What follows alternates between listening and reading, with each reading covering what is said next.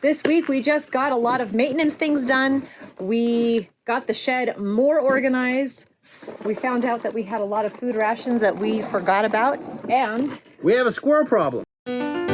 We're two hitchhikers. We met while hiking Mount Baldy with mutual friends, wasted no time, got engaged on a frozen alpine lake, got hitched, and have been adventuring together since. We're embarking on a new adventure of living big in a tiny home. Let's see how this goes. Adventure awaits. well, we did not upload a video last week, primarily because we really didn't have any content. So apologies if you went looking for a video and there was nothing there. The main reason is really the conditions here have been too uncomfortable for us to do any major heavy lifting with regard to projects outside. We've been in the triple digits for close to a month now. We got a break for a few days. We went down into the 90s and then we shot back up into the triple digits. Plus we've had a lot of fires in the area, which just brought a lot of smoke, and it was just not comfortable being outside. So we focused instead on doing smaller maintenance items inside the house. And, you know, it kind of helped us to button things up where we have just been putting things off for quite a while. So here's a quick recap of what we got done last week. So we're very tired of living in this disorganized chaos here. And Ruben is building another workbench surface table area for us to kind of start getting organized. Hopefully. Once we got that AC unit up and running here in the battery shed, we didn't work on anything else. Other projects on the property took priority, which meant this battery shed and the section in front became a catch-all for all of our working equipment. It was time to put in the shelf so we could get organized, or at least a little more organized and have a working surface.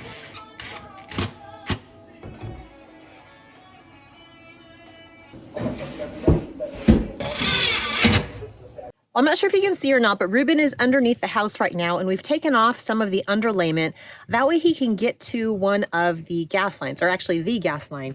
Because what we're doing is we're putting in a component that will enable us to tee off from there and later on put a gas fire pit here on the deck. So he had what he needed. He wanted to go ahead and do it. I think he's a little bit crazy because we hit 103 yesterday. I think today we're only hitting 99. But yeah, things have to get done. So he just thought he would do this right away. So we're tackling that, and all of these 4x4s were underneath, so those had to come out, and I think we're going to put these over on the other side and store it with the rest of our lumber. Last year, I harvested our lavender, dried it, harvested a little bit of lavender from this year, and incorporated some lavender we got from a friend of ours, thank you Lasha, to try and distill some lavender essential oil. Now, I'm not sure if I quite have enough lavender to get the essential oil that I'm looking for, so perhaps I'll just end up with hydrosol, which is basically distilled lavender water. Here goes.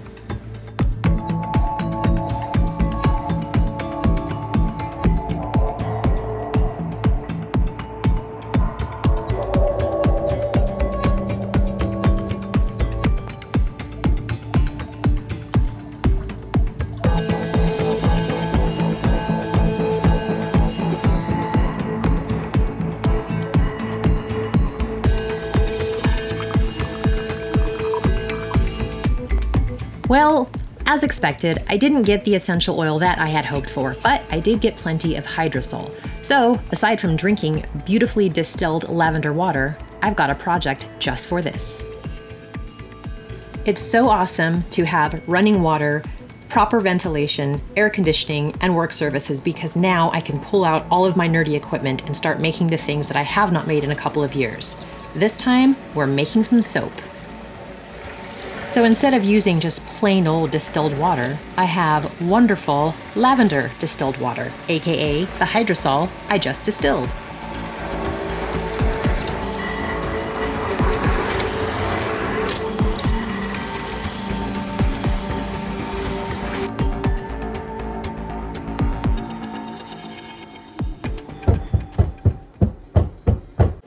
All right, well, here is my first half batch of soap that I have made, trying to use the distilled lavender water that I created with the still. So that is referred to as hydrosol.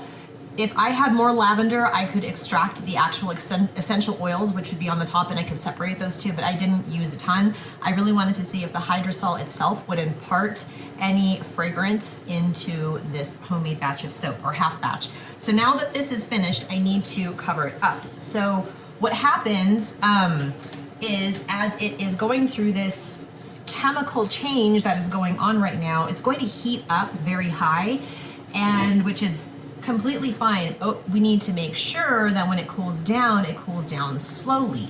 If we had a very rapid cool down, the soap would not process, it would not finish correctly, and you end up with this very weird film on top of the soap, and it just doesn't set correctly.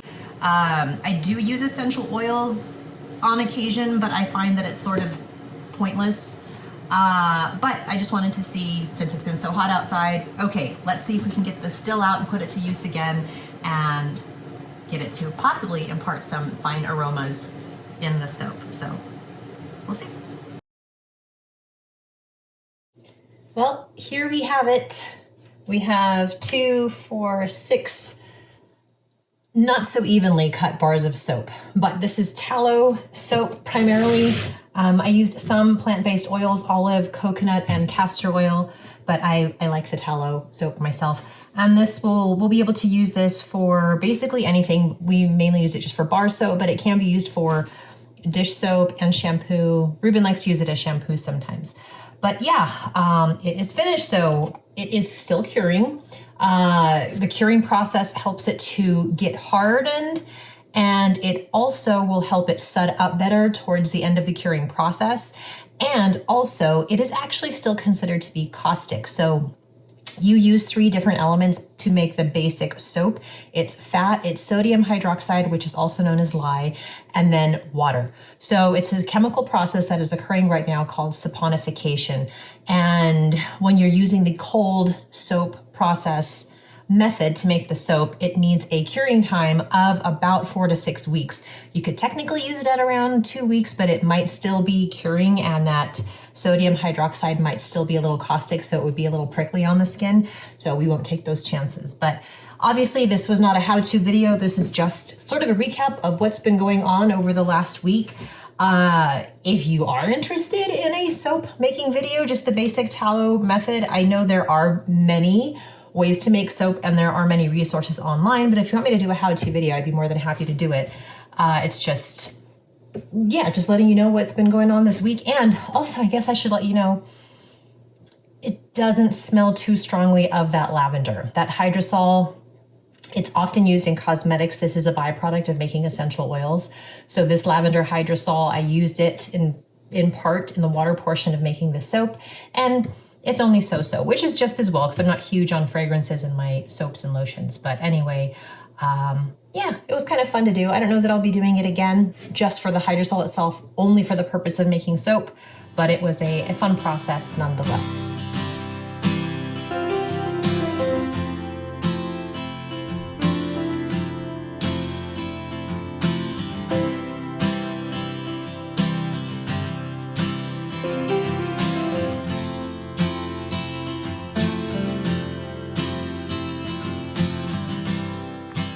Because the recent temperatures have been so hot, we haven't been keeping the windows open in the casita at all until at least nighttime falls. And this is unfortunate because although Ray is an indoor cat, she loves to sit and stare out the window when they're open. She likes to watch the squirrels and the lizards and the butterflies and the birds all fly by, but it sort of feels like she's cooped up. So we've been making it a point to get her out daily, early in the morning before it gets too hot.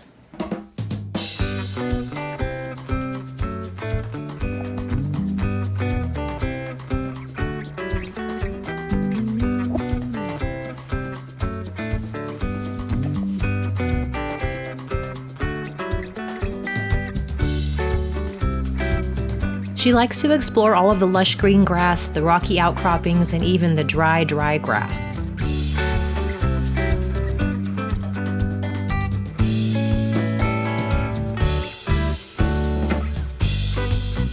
And I know that I mentioned we take her for walks, but really, she takes us for walks, or more like little morning runs.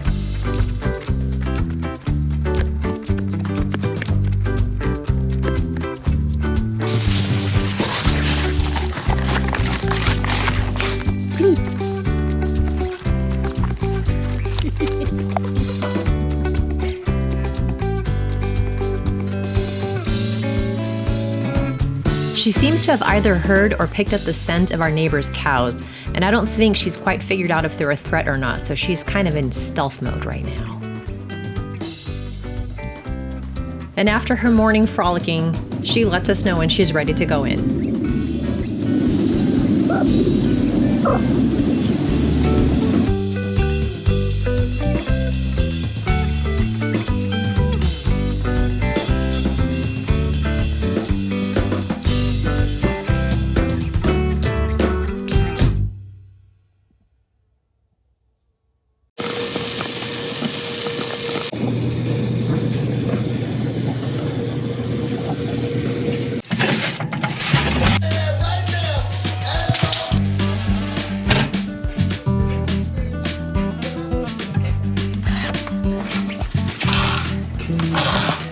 Mystery bucket.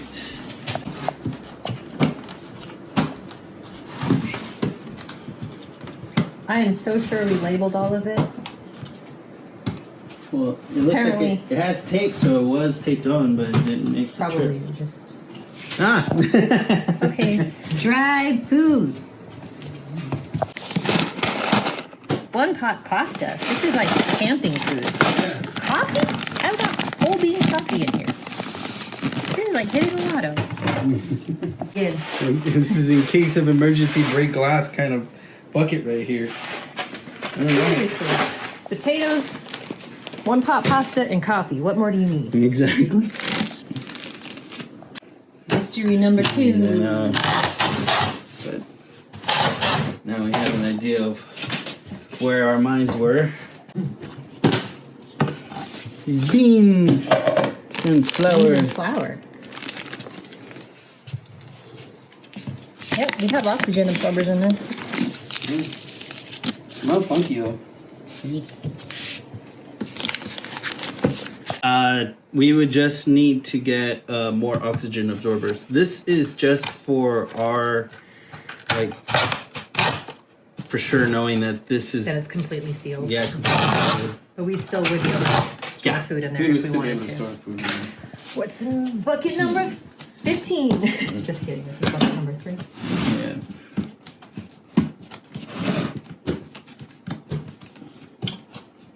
Rice. Nice. Jasmine rice and pasta. All right. Who's ready for the zombie I apocalypse? know, right? So before we moved up here, we put some dry food in these food grade buckets, got some oxygen absorbers and sealed them up, and they've just been put away since, and we thought, forgot what was in them. yeah, we completely forgot what was in them, and we thought, okay, let's open it all up, see what we have. And this works. Everything is checking out great. Nothing Yeah. has gotten into any of the food. It's not spoiled. It's not sprouting. It's not funky. Yeah. It's good. Yeah, so now we just have to, you know, make sure all of this is still fine. Once I open the packages to use, we'll go through this, and then we can do regular shopping. But I'm not gonna need to buy stuff for a while. Exactly. We bought. I think I remember buying this bag for like $6. Good luck finding that now. Yeah.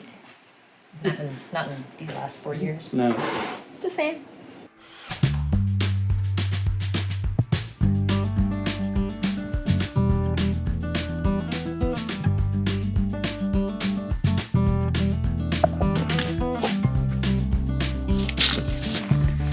I think that's too far away from the thing, don't you think? Yeah, I'll put it under the vines. Looks like this one drips more than the other.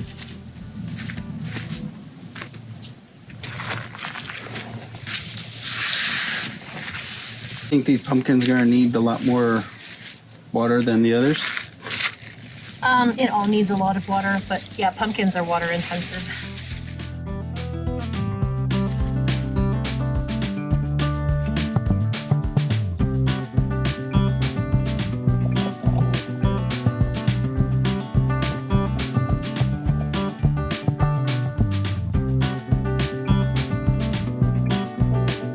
This one right here.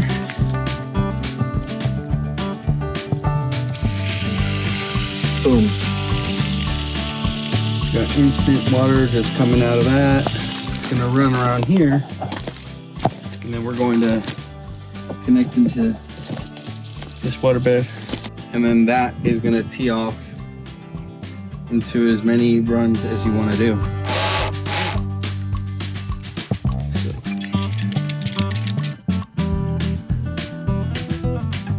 That does that.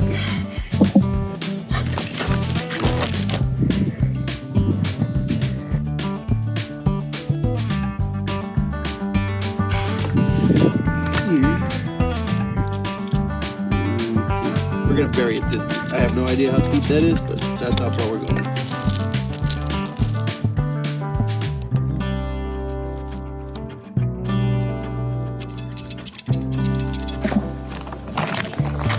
You are the what's her line expert. Trying to get it in between the beans and the chile. Haven't even feel it or see it. No. Oh, it's curling up. Trying to get underneath. You want me to do it?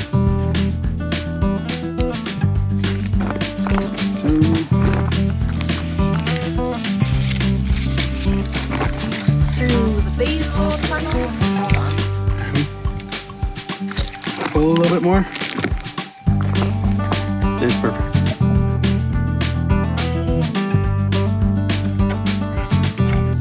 Got it. Yay. How was that? That works. Perfect. Okay, I'm staking it.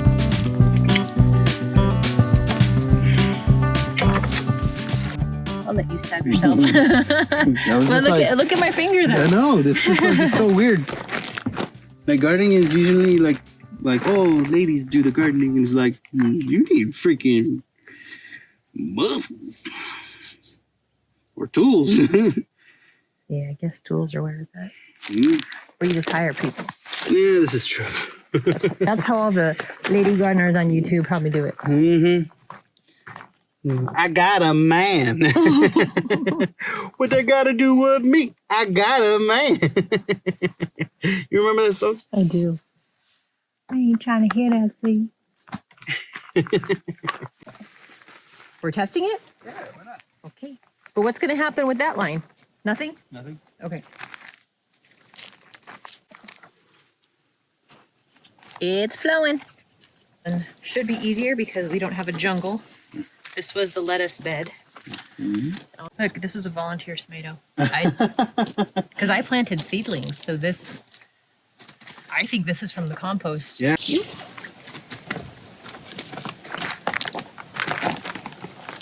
I should make it. Yeah. Are you good on length there? Oh yeah, I'm totally good on length. Yeah, it's all running where we need it to be. Pump is on. So is the pump going to turn on more frequently now, you think, because we've got more water Yeah. running? Is that an issue? No. Awesome. This is going to save so much time for me. Yeah, because all you need to do is just turn those two little valves on and you're ready to rock. Well, we're wrapping things up for the day. We are about 8:45 p.m. right now, and we still have to get dinner going. Many things to do. Yeah, it's going to be an early day for both of us. So this week we just got a lot of maintenance things done. We got the shed more organized. We found out that we had a lot of food rations that we forgot about. And We have a squirrel problem. yes, we have a squirrel problem. They are digging holes Everywhere. everywhere. So that might be next week's video of how we combat that. So the good news is now that our corn is getting taller, we have to be sure that we water it at the ground level and not overhead. So this is why we had to install the drip irrigation at this point. We should have done it a long time ago, but we just didn't have the time and it's just been too hot. So we got it done today and we were able to get it done all the way to these two garden beds. And they are hooked up actually to our house water. Yeah, So it gets We're gonna filtered. see, exactly. We're gonna see how it acts with softened water, because That's just how it's working out for us right now. We eventually do want to acquire that rainwater and utilize that, but we haven't been able to set that up yet. So this is gonna work for now. We're gonna adjust our irrigation lines yep. and then call it a night. So we are finished. Wait, internet Oh, we still have to adjust the internet. We had a ton of wind and shifted the antenna. Yeah, so internet is almost non-existent for us right now. So we're back to hotspotting again. So we still have to figure that out. But we'll do that as we make dinner. I don't know. We might get to bed around 11 o'clock tonight.